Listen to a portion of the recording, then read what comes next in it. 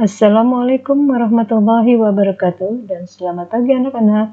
Bertemu kembali dengan mata pelajaran IPS bersama Ibu Erna Hernawati, guru SMP Negeri 27 Kota Tangerang. Sebelum pembelajaran dimulai, seperti biasa, silakan berdoa terlebih dahulu menurut agama dan kepercayaannya masing-masing. Setelah minggu yang lalu kita membahas tentang proklamasi dan perumusan dasar negara, minggu ini kita akan melanjutkan materi tentang pembentukan Negara Kesatuan Republik Indonesia dan perjuangan bersenjata atau fisik dalam mempertahankan kemerdekaan Indonesia. Kompetensi dasar materi pada hari ini. Sedangkan tujuan pembelajaran kita pada hari ini adalah setelah mengikuti pembelajaran diharapkan siswa dapat 1. Mendeskripsikan hasil-hasil sidang rapat PPKI. Yang kedua, menjelaskan perbedaan bentuk perjuangan fisik dengan perjuangan diplomasi pemerintah Indonesia dalam mempertahankan kemerdekaan.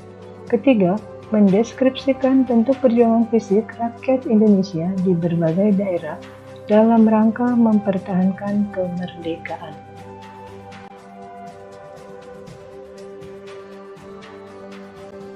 Marilah kita berlanjut ke materi terbentuknya Negara Kesatuan Republik Indonesia. Pada saat proklamasi kemerdekaan Republik Indonesia pada tanggal 17 Agustus 1945, Indonesia belum memiliki kepala pemerintahan dan sistem administrasi wilayah yang jelas. Setelah proklamasi kemerdekaan, segera dibentuk kelengkapan pemerintahan dengan tujuan agar pembangunan dapat berlangsung dengan baik. Para pemimpin negara Republik Indonesia segera membentuk lembaga pemerintahan dan kelengkapan negara sehari setelah proklamasi dikumandangkan. PPKI segera menyelenggarakan rapat-rapat yang menghasilkan keputusan-keputusan penting. Perlu diketahui, anggota awal PPKI hanya 21 orang.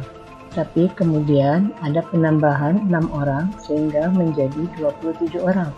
PPKI menggelar sidang sebanyak 3 kali, sehingga ada 3 hasil sidang PPKI dalam sejarah kemerdekaan bangsa Indonesia. Marilah kita membahas hasil-hasil sidang PPKI tersebut. Sidang PPKI yang pertama pada tanggal 18 Agustus tahun 1945 menghasilkan 1. Pengesahan Undang-Undang Dasar atau UUD 1945. Rapat PPKI beragendakan untuk menyepakati pembukaan dan Undang-Undang Dasar Negara Republik Indonesia. Piagam Jakarta yang dibuat oleh BPUPKI menjadi rancangan awal dan dengan sedikit perubahan disahkan menjadi UUD yang terdiri atas pembukaan, batang tubuh yang terdiri dari 16 bab, 37 pasal, 4 pasal aturan peralihan, dan 2 ayat aturan tambahan, disertai dengan penjelasan.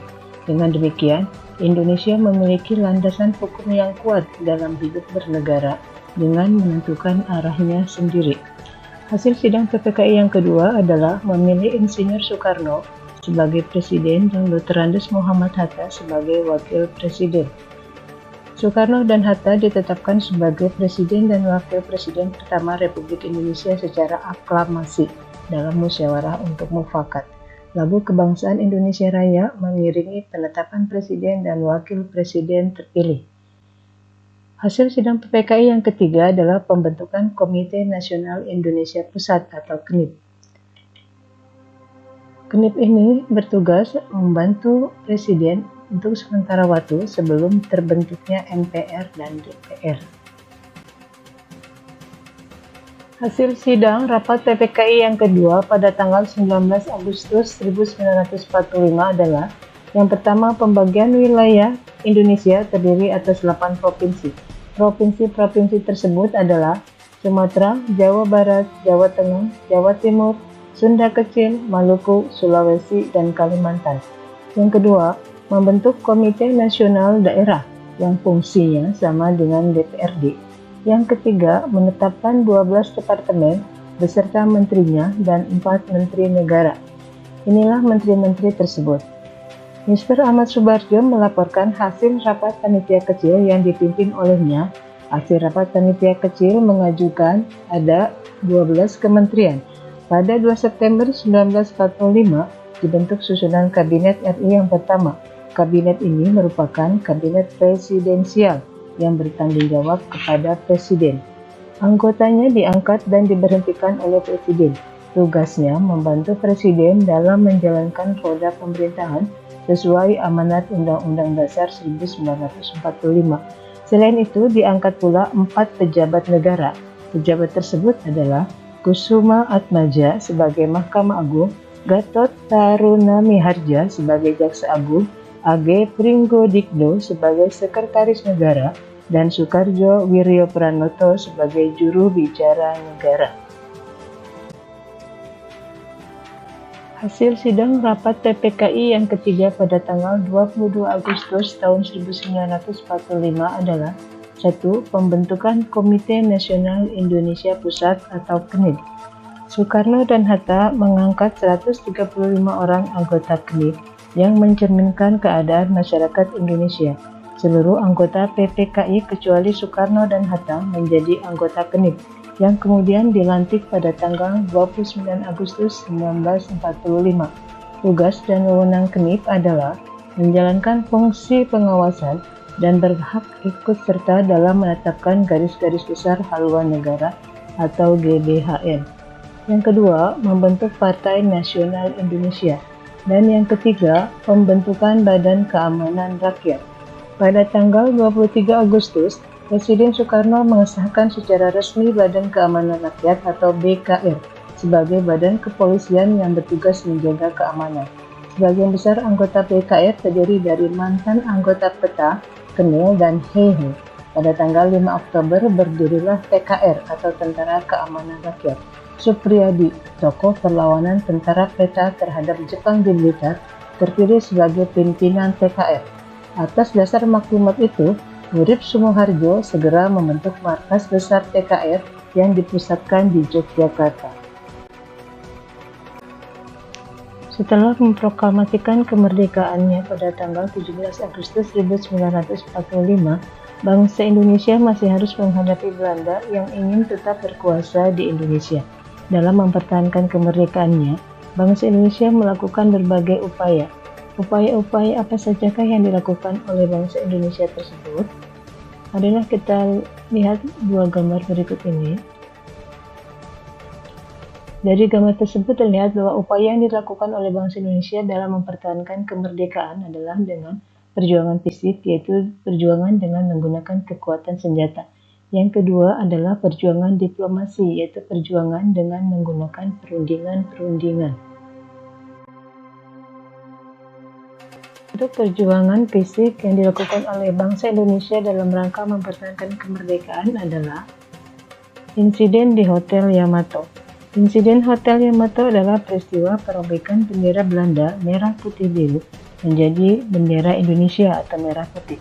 Insiden Hotel Yamato terjadi pada tanggal 19 September tahun 1945 di Hotel Yamato, Surabaya. Insiden ini diawali oleh tindakan beberapa orang Belanda yang mengibarkan bendera Belanda atau merah putih biru di tiang bendera Hotel Yamato.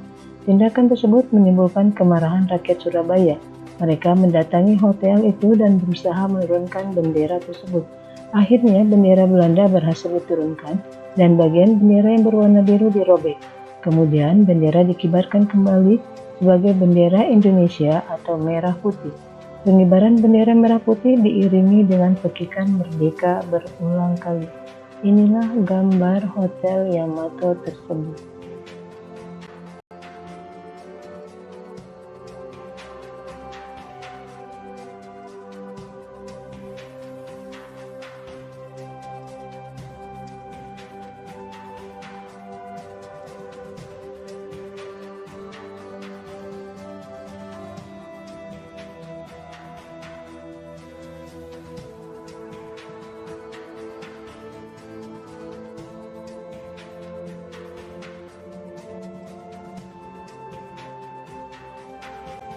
Pertempuran Surabaya.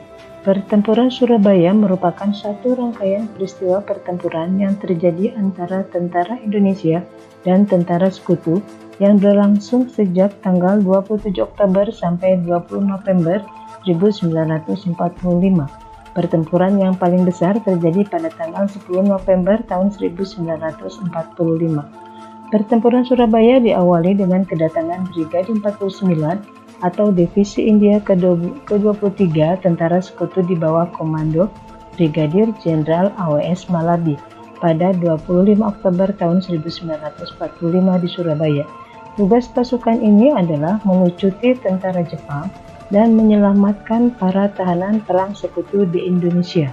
Semula, pihak Indonesia menyambut baik kedatangan tentara sekutu tersebut, tetapi setelah diketahui bahwa Nika ikut dalam rombongan tentara sekutu tersebut, muncullah pergerakan perlawanan rakyat Indonesia melawan tentara sekutu.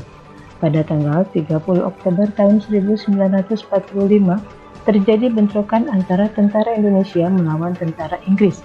Brigadir Jenderal AWS Malabi tewas dalam bentrokan ini. Hal ini mendorong tentara sekutu mengirimkan pasukan dalam jumlah besar ke Surabaya. Pasukan baru tersebut berada di bawah pimpinan Mayor Jenderal R.C. Mansa.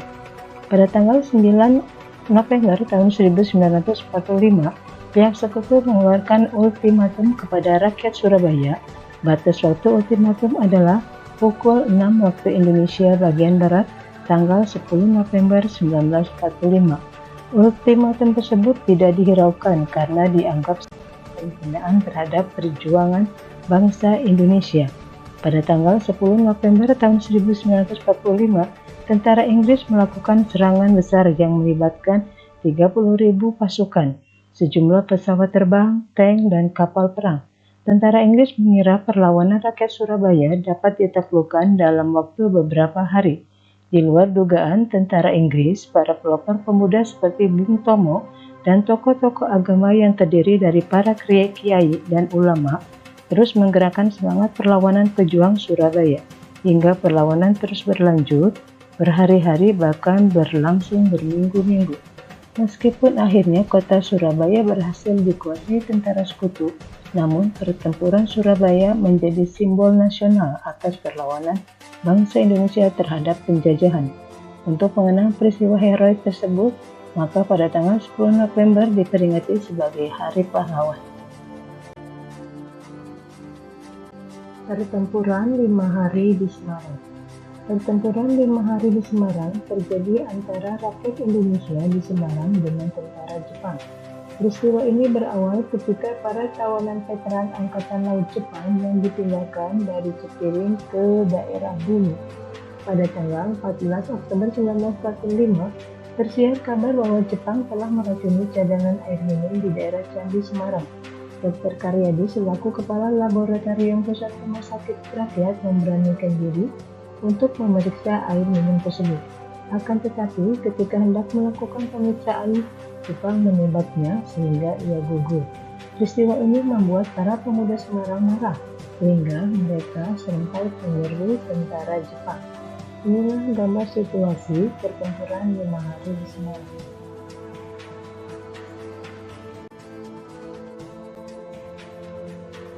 Pada tanggal 15 sampai 20 Oktober tahun 1945 terjadi pertempuran antara TKR yang dibantu oleh Barisan Pemuda dengan tentara Jepang.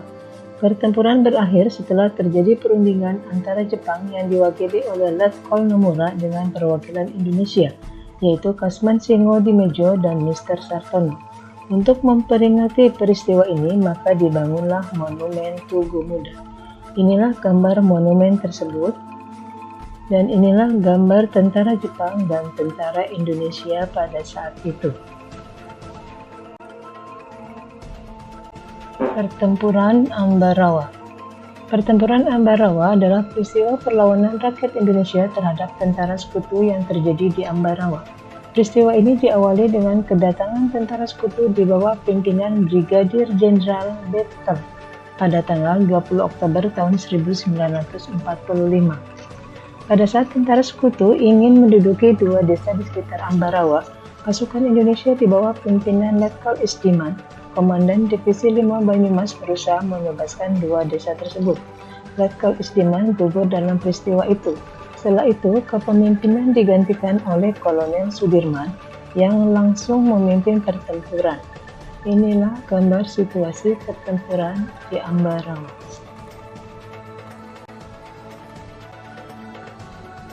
Pada tanggal 12 Desember tahun 1945, Kolonel Sudirman mengadakan rapat dengan para komandan TKR dan Laskar, kemudian langsung melancarkan serangan terhadap tentara sekutu.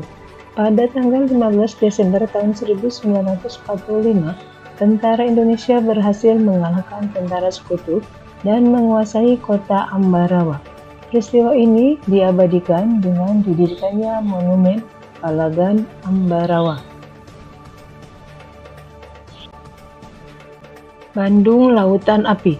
Peristiwa Bandung Lautan Api adalah peristiwa kebakaran besar yang terjadi di Kota Bandung, Jawa Barat pada tanggal 23 Maret 1946.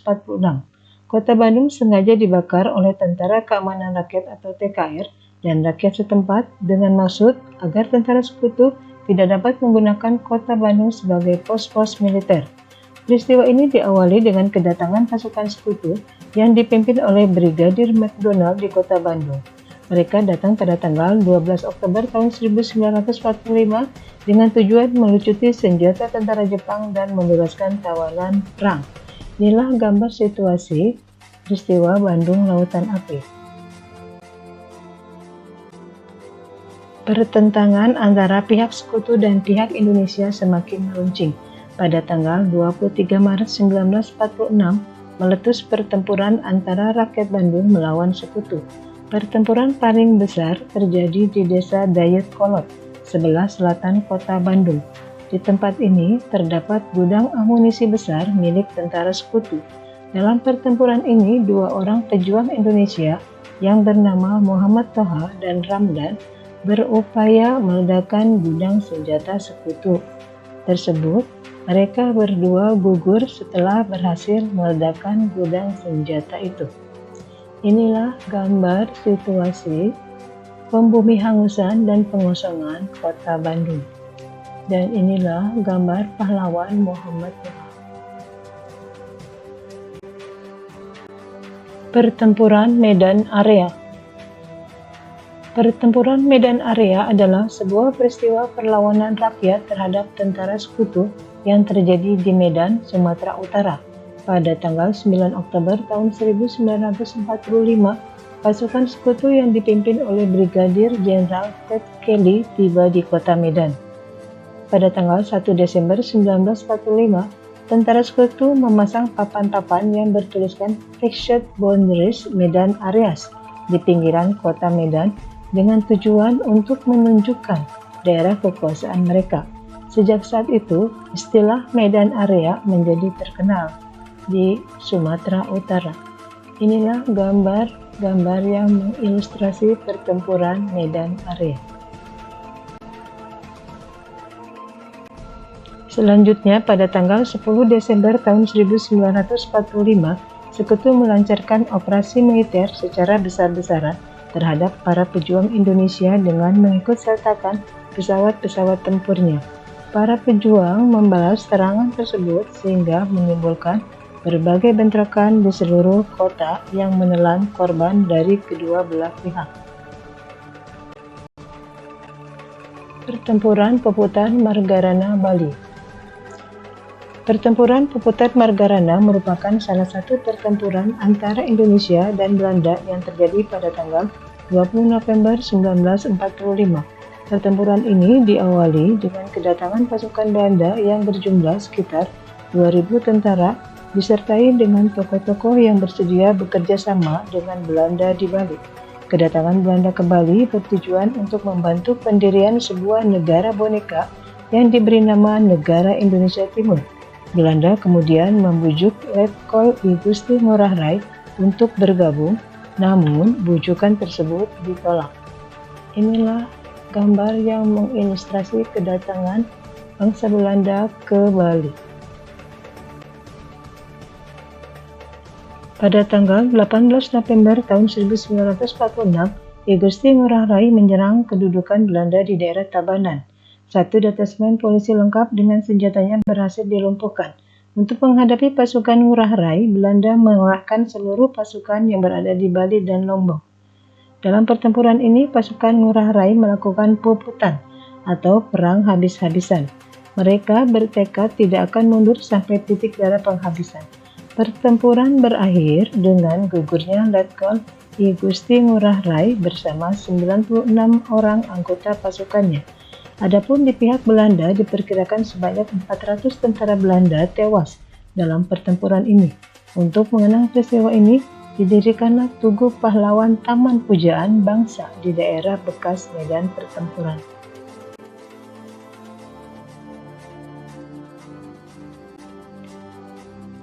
Serangan Umum 1 Maret tahun 1949. Serangan umum 1 Maret adalah serangan yang dilakukan pada tanggal 1 Maret tahun 1949.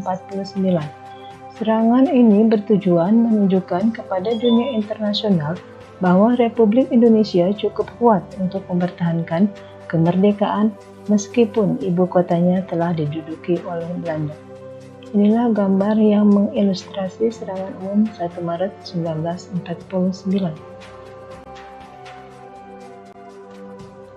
Serangan umum 1 Maret 1949 dilakukan oleh pasukan TNI dari Brigade 10 atau Wehkres 3 di bawah pimpinan Letkol Soeharto. Setelah terlebih dahulu mendapat persetujuan dari Sri Sultan Hamengkubuwono ke-9 selaku Kepala Daerah Istimewa Yogyakarta. Dalam serangan umum ini, TNI akhirnya berhasil menduduki Yogyakarta selama 6 jam.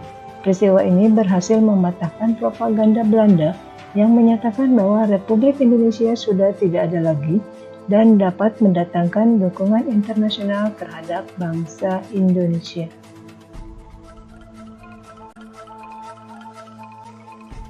Demikianlah pembelajaran kita pada hari ini. Semoga bermanfaat dan dapat dipahami. Terus semangat belajar dan patuhi protokol kesehatan. Sampai bertemu kembali pada PJJ berikutnya.